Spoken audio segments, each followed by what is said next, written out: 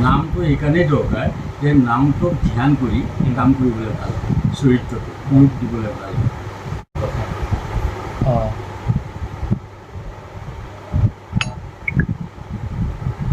মই এইখিনিতে কৈ থওঁ, মুখৰ তিনিটা ভাগ আছে, তিনিটা দৰকাৰী। আমি যে মুখত পিন্ধিলে, অভিনয় কৰিলে, মুখত পিন্ধাৰ কাৰণে নাম পালে মুখ, মুখা। এক। 2 নম্বৰ, এই যে দেখিছে মুখত, এয়া চৰিত্ৰ নৰসিংহৰ, এচোৱা মানুহ, এচোৱা সিংহ, 4খন হাতেৰে অতি কায়যুক্ত। গতিকে অতি কায়যুক্ত হোৱাৰ কাৰণে সেই মুখাবিলাকৰ নাম দিয়া হৈছে। নমস্কাৰ বন্ধুসকল, আজি আমি আহি পাইছোঁহি আপোনালোকক দেখাবৰ বাবে মাজুলী চামগুৰি সত্ৰ, যি সত্ৰ মুখাশিল্পৰ কাৰণে বিশ্ববিখ্যাত। আজি সেইসমূহ মুখাশিল্প কেনেকৈ তৈয়াৰ কৰা হয়, কি কি বস্তু ব্যৱহাৰ কৰা হয়, সকলো বস্তু আপোনালোকক জনাবলৈ চেষ্টা কৰিম। বিশেষকৈ আপোনালোকৰ আগত আজি পদ্মশ্ৰী হেমচন্দ্ৰ গোস্বামী প্ৰভুৰ দ্বাৰা সকলো কথা জানিবলৈ চেষ্টা কৰিম, আপোনালোককো জনাবলৈ চেষ্টা কৰিম। গতিকে আহক সকলোৱে মুখাশিল্প বিষয়ে জানক আৰু ভিডিঅ'খিনি সম্পূৰ্ণভাৱে চাব, স্কিপ নকৰাকৈ চাব, তেতিয়াহে বুজি পাব। প্ৰত্যেকটো বস্তু প্ৰভুজনাই খুব সুন্দৰকৈ বুজাই দিব। গতিকে আহক আপোনালোকে ভিডিঅ'টো উপভোগ কৰক।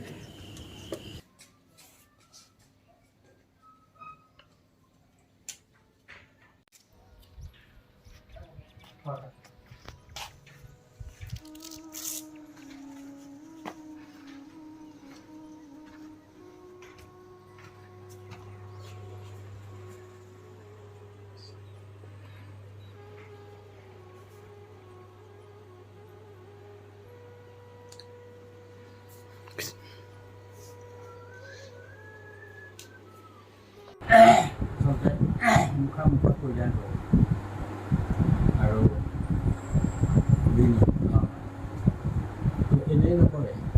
যেতিয়া আমাৰ এখন ভাওনা হয়, সেই ভাওনাখনত যিবিলাক চৰিত্ৰ আমাৰ স্বাভাৱিক অপাৰক, সেইবিলাক যেনে পুষ্পবৃত্ত, এক্টৰবিলাক, জন্তুবিলাক, গতিকে সেয়াই আমাৰ শিল্পীয় মহাপুৰুষ সেয়া 1500 শতিকাৰ গুৰুজনাই প্ৰথম আৰম্ভণি নাটক চিহ্নযাত্ৰাই হ'ল আমাৰ আজি চলি থকা ভাওনাৰ আদি কথা, ইতিহাস। আৰু তাতে গুৰুজনাই দুটা চৰিত্ৰ নিৰ্মাণ কৰিব লগা হ'ল মুখা। যিহেতু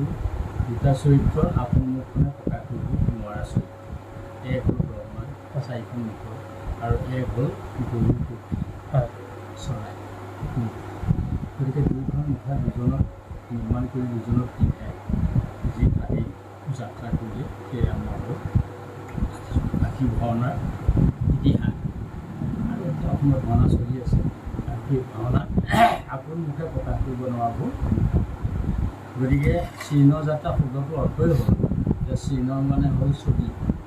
বা এখন পথ, 7 বৈকুণ্ঠৰ, আৰু 7 বৈকুণ্ঠৰ পথ শ্ৰীকৃষ্ণৰ সেই পথকেইটা অংকিত কৰিলে, দৰ্শকক দেখুৱালে, আৰু তাৰ লগত সংগতি ৰাখিলে যাত্ৰা। যাত্ৰাতে থাকে নৃত্য, গীত, বাদ্য, এই আটাইকেইটা যাত্ৰাৰ লগত থাকে। গতিকে মুখা তাত আছেই, নৃত্য আছেই, গীত আছেই। গতিকে সেই 1663 এই সত্ৰখন প্ৰতিষ্ঠা সময়ৰ পৰা তাৰে এটা বিষয় কলা ধৰি ৰাখিলে এই সত্ৰ। আৰু সত্ৰৰ এক পৰম্পৰা হ'ল, সেইটোৱে হ'ল যে দেউতাকৰ বিদ্যা পিতেকক শিকালে, পিতেকক এনেকৈ কৰোঁতে এটা পৰম্পৰা সৃষ্টি হ'ল। আৰু সেই পৰম্পৰা সৃষ্টিৰ মাজত আজি পাইছে আৰু মুখা এটা জনপ্ৰিয় হৈছে, মুখাক ৰাইজে আদৰিছে, মুখাক ব্যৱহাৰ কৰিছে ভাওনাৰ উপৰিও মানুহৰ ঘৰত সজোৱা, আজি বিমান বন্দৰত সজোৱা, আজি মানুহৰ ঘৰত সজোৱা, পৰ্যটকৰ এখন জেগা, আৰু পৰ্যটকে ইয়াৰ মুখা বিদেশলৈ লৈ গৈছে, তেওঁলোকে ঘৰত মুখা সজাইছে ইত্যাদি, পৰ্যটকে শিকিছে। এনেকৈ কৰোঁতে মুখাই এটা বিশেষ স্থানলৈ গতি কৰিছে, আন্তঃৰাষ্ট্ৰীয় পৰ্যায়ত আৰু বাণিজ্যিক দিশেৰে স্বাৱলম্বী হৈছে আমাৰ উঠি অহা যুৱকসকল। 20-25জন ল'ৰা পৰিয়াল মুখাৰ যোগেদি তেওঁলোকে এটা সংস্থাপনৰ বাট বিচাৰি পাইছে গতিকে সেইটো চবতকৈ ভাল লগা গতিকে এই গোটেই কথাখিনিক লৈ এতিয়া শেহতীয়াকৈ আৰু শিকা মানুহৰ সংখ্যা বাঢ়িছে আৰু আমি ভাবিছোঁ যে এইটো অসমখনৰ মানুহে উঠি অহা প্ৰজন্মই জানক ল'ৰাই জানক ছোৱালীয়ে জানক বোৱাৰীয়েও মুখা শিকিছে ইত্যাদি কওঁতে এতিয়া মুখাটো এটা হিন্দুস্থান পাইছে আৰু সেই মুখাই বনোৱা নিয়ম আমাৰ পৰম্পৰা নিয়ম এটা বাঁহৰ সজা এইটো মুখত পিন্ধিব পৰা যায় গতিকে এই সজাটোৰ ওপৰত কটন কাপোৰ 2 নম্বৰ কটন কাপোৰৰ লগত আছে কুমাৰ মাটি বোকা আৰু কটন কাপোৰ লগাই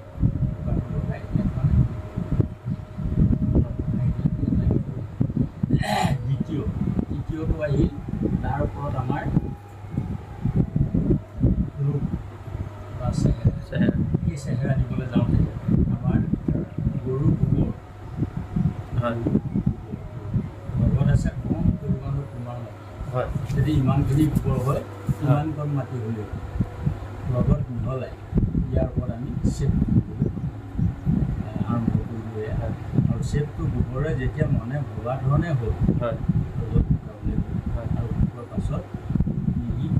তাৰ ওপৰত কাপোৰ কটন কাপোৰ কুমাৰ মাটি অৰ্থাৎ দুবাৰ এবাৰ ইয়াৰ ওপৰত সজাটোৰ ওপৰত আৰু দ্বিতীয়বাৰ গোবৰৰ ওপৰত দি সম্পূৰ্ণ এটি ঢাকি দিয়া আৰু ঢাকি দিয়াৰ পাছত মিহি হ'ল আৰু মিহি হোৱাৰ পাছত আমাৰ ইয়াৰ ওপৰত এটাই কাম ৰঙে আমাৰ মুখাখন গতিকে এইটোৰ ওপৰত ৰং কৰিবলৈ আমি এটা খৰি মাটি বা বগা মাটি বা ঢল মাটি আমি এটা সানিলে গোটেই মুখাটো বগা হ'ব বগা হোৱাৰ পাছত বিভিন্ন ৰঙৰ সমাহাৰ ইয়াত দিবলৈ সুবিধা হ'ব তাৰপিছত আহিল ৰং বুলি কওঁতে আমাৰ পৰম্পৰা ৰং তিনিবিধ আমাৰ নাম আছে এবিধ হ'ল হেঙুল এবিধ হ'ল হাইতাল এবিধ নীল অৰ্থাৎ হেঙুল হাইতাল আৰু নীল হেঙুল মানে ৰঙা হাইতাল মানে হালধীয়া আৰু নীল মানে গছ গতিকে দ্বিতীয় ৰংবিলাক তাৰ পৰাই ওলাই যায় আমি যদি বিচাৰোঁ যে গৌৰাং দিব লাগে বা কমলা ৰং দিব লাগে তেতিয়া হালধীয়া আৰু অকণমান ৰঙা দিব লাগে সেউজীয়া যদি আমাক লাগে তেতিয়া নীল আৰু আমাৰ হাইতাল মিহলালে যদি আমি বেঙুনীয়া বিচাৰোঁ তেতিয়া ৰঙা আৰু নীল অকণমান মিহলালে আমাৰ বেঙুনীয়া এনেকৈ বিভিন্ন ৰং আহিব এইবিলাক পৰম্পৰা ৰং আৰু এতিয়া আমি পৰম্পৰা ৰং মুখাত ব্যৱহাৰ কৰিব নোৱাৰোঁ আৰু বহুত কষ্টলি হৈ যায় কাৰণ এটা জানেই সেইটোৱে হ'ল 1 কেজি হেঙুলৰ দাম এতিয়া 22,000 সম্ভৱ নহয় আমি বাণিজ্যিকে হয় গতিকে আমি বজাৰৰ প্ৰস্তুত হয় এক্ৰেলিক জাতীয় কালাৰ বা আমাৰ পাউডাৰ ৰং জাতীয় কালাৰ ব্যৱহাৰ কৰি আমি এই শিল্পকৰ্ম গতিকে মুখাত ৰং হ'ল আৰু ৰঙৰ পাছত মুখাৰ কাম এটাই আছে সেইটোৱে হ'ল পৰিৱেশন আৰু সেই পৰিৱেশন হয় আমাৰ আধ্যাত্মিক দিশত নামঘৰৰ ভিতৰত ঈশ্বৰৰ কথা ৰামৰ কথা গতিকে পৰিৱেশন হ'বলৈ হ'লে এইকণ খালী জেগা আৰু এই খালী জেগাকণ আমাৰ প্ৰত্যেকৰে মুখৰ কাৰণে অৰ্থাৎ যি অভিনয় কৰিব তেওঁৰ কাৰণে গতিকে এই মুখখন ইয়াত সোমাই যায় আৰু সোমাই যোৱাৰ পাছত এই অংশটো ইয়াতে লাগি ধৰাৰ পাছত যেতিয়া সংলাপ আহে সকলো নাটকত সংলাপ আছে অভিনয়ত সংলাপ আছে আৰু সংলাপ দিওঁতে এই অংশটো লৰে আৰু ইয়াতে হেঁচা খায় হেঁচা খালে বাহিৰে সেই ভাগ দিব পাৰে কথা ক'ব পাৰে আগৰ নাছিলে আগৰ সেইটোতে আছিল আৰু এতিয়া লাহে লাহে এইটোৱে আমি কৰা হ'ল ইয়াৰ গুৰিতে হ'ল যে এই মুখখনক সুৰক্ষা দিয়া দেখা শুনা চকুৰে যদিও দেখিব মুখমণ্ডলেও দেখাত সহায় কৰিব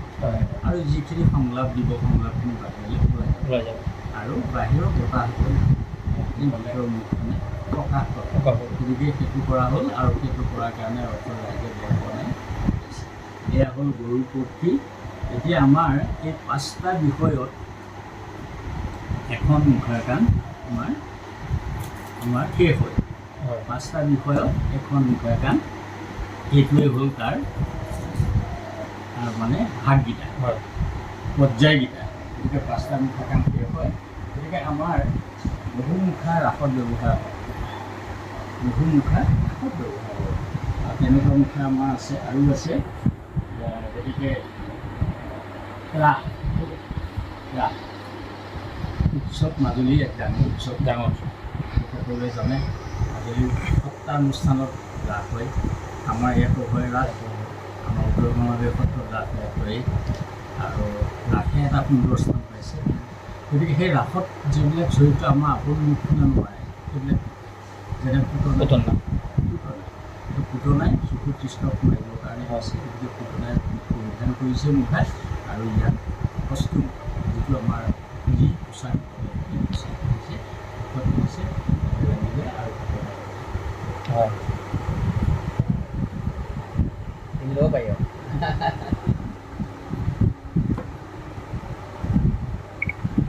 তাৰপিছত আহিল এনেকুৱাবোৰ চৰিত্ৰ আছে যিবোৰ চৰিত্ৰ আমাৰ এই মুখখন সম্ভৱ নহয় এটা পশু বেয়া চৰিত্ৰ পশু যাক পশু বুলি কোৱা হয় দৈত্য বুলি কোৱা হয় ৰাক্ষস বুলি কোৱা হয় এইবিলাক বেয়া চৰিত্ৰ যে সেই চৰিত্ৰটো মুখত পিন্ধে নাম কলম নামটো এইকাৰণেই দৰকাৰ যে নামটোক ধ্যান কৰি কাম কৰিবলৈ ভাল চৰিত্ৰটো ৰূপ দিবলৈ ভাল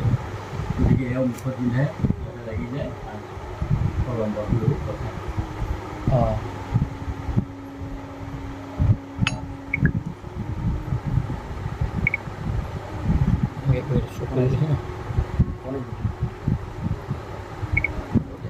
তাৰপিছত এনেকুৱা চৰিত্ৰবিলাক আছে যিটো চৰিত্ৰ আমাৰ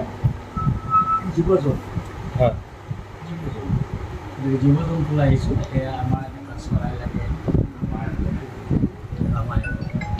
ৰামায়ণৰ চৰিত্ৰ হ'ল আপোনাৰ চৰাই জটায়ু গতিকে মুখত জটায়ু পিন্ধিলে আৰু জটায়ুৱে সেইখনে তাক ভাৱ দিয়ে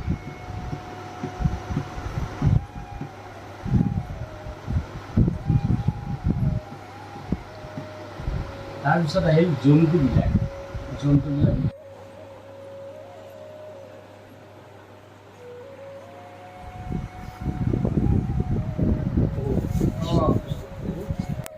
কাৰণ জন্তু মুখত মানুহৰ হৈ থকা নাই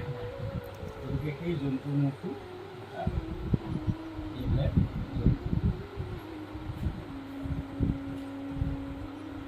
এটা জন্তু আৰু অথচ নাম পশু হয়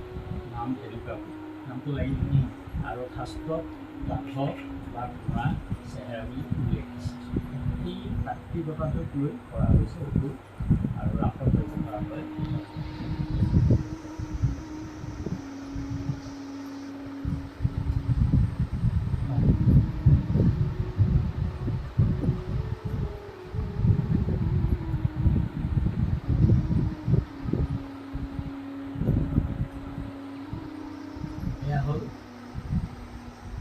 মুখাবোৰ আমি 2000 চনৰ পৰা আৰু এটা মুখা আগবাঢ়ি যাবৰ কাৰণে মুখা বিশেষভাৱে আগবঢ়াই নিয়াৰ কাৰণে চিন্তা কৰিলোঁ যে মুখাই ভাওনা কাহিনী নালাগে সকলোৱে মুখা পিন্ধিব এয়া হ'ল মুখা এতিয়া আমি মহিলা মুখাখন আমি আগবঢ়াম এটা ভংগী দিওঁ মই বিচাৰি আছিলোঁ আজি পাই গৈছোঁ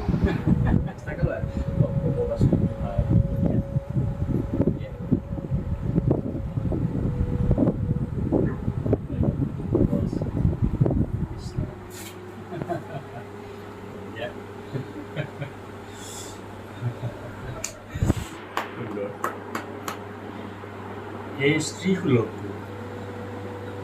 ভংগী আৰু মুখাই প্ৰকাশ কৰা হৈছে গতিকে স্ত্ৰীসুলভ লাগিব অভিনয়ক স্ত্ৰী অভিনয়ক মই এইখিনিতে কৈ থওঁ মুখৰ 3টা ভাগ আছে 3টা দৰকাৰী আমি যে মুখত পিন্ধিলে অভিনয় কৰিলে মুখত পিন্ধাৰ কাৰণে নাম পালে মুখ এক 2 নম্বৰ এই যে দেখিছে মুখত এয়া চৰিত্ৰ নৰসিংহৰ এচোৱা মানুহ এচোৱা সিংহ 4খন হাতেৰে অতিকায়যুক্ত গতিকে অতিকায়যুক্ত হোৱাৰ কাৰণে সেই মুখাবিলাকৰ নাম দিয়া হৈছে। মানুহ সোমাই যায় ভিতৰলৈ আৰু সোমাই ভিতৰ অংশ দি দৰ্শকক দেখা পায় বস্তুৰ হয় সেইকাৰণে নাম পালে এইবিলাক হয় বৰমুখা। যে অতিকায়যুক্ত যেনে ৰাৱণ, ৰামায়ণত ৰাৱণ, কৃষ্ণলীলাত নৰসিংহ। গতিকে ৰাৱণৰ ২খন হাত 10টা শিৰেৰে মূৰেৰে প্ৰকাশ কৰিব লগা যিটো তাৰ অতি চৰিত্ৰ নামঘৰৰ ভিতৰত ভয়ানক সেই ভয়ানক